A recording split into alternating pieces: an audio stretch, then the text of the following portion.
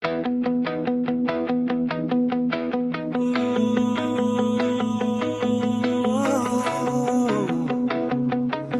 imong presensya, Ginoo.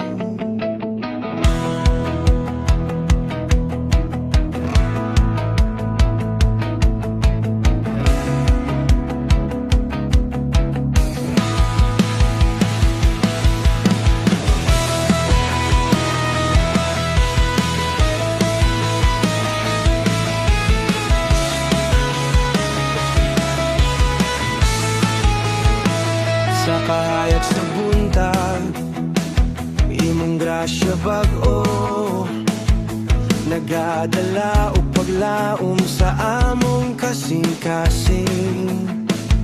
Sa matag pag-alagad nga among gihimo, ikaw ang hinungdan, ikaw ang tumong.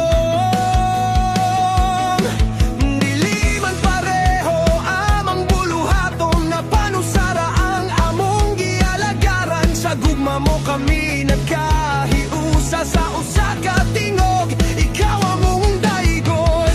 Walay makabuwag sa panaghiusa kung ikaw ang sentro sa tanan. Nagkahiusa kami sa pag-alagad, Ginoo, ikaw among kusog. Sa matag awit ug sa matag lihok, ngalan mo among ipasidungog. Nagkahiusa kami sa pag-alagad, kasing-kasing na mo imong gikuptan. Hangtod sa katapusan, ikaw gihapon among awiton.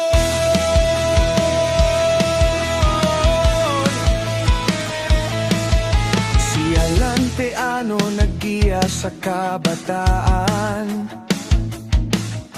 nagpundok sa pagtuo ang matagbata.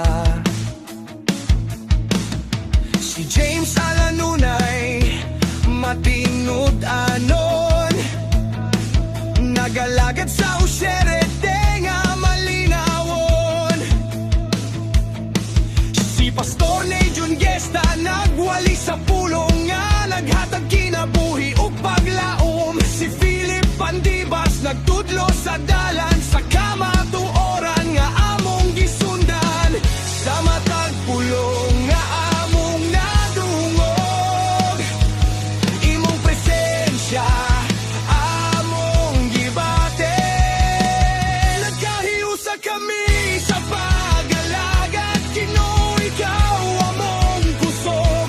Sa matag awit ug sa matag lihok, ngalan mo among ipasidungog. Nagkahiusa kami sa pag-alagad, kasing-kasing na mo imong gikuptan. Hangtod sa katapusan, ikaw gihapon among awiton.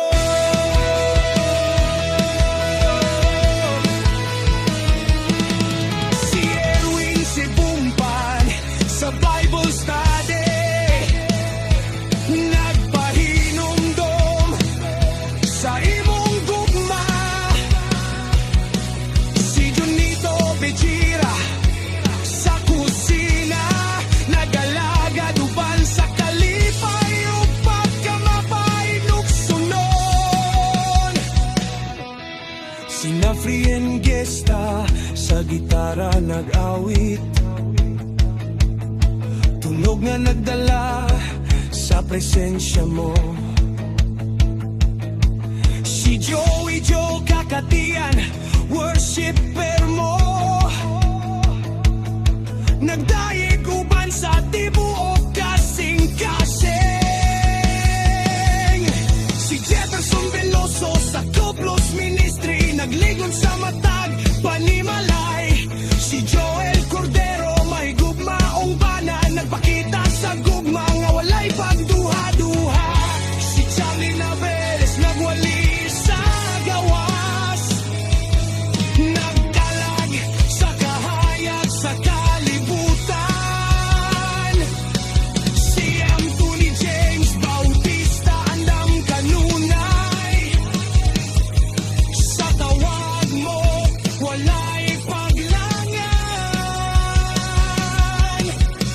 Francis John Sahot nagmaneho, nagalagad bisan sa hilom nga paagi. Si Jeramil Verana sa pag-ampo,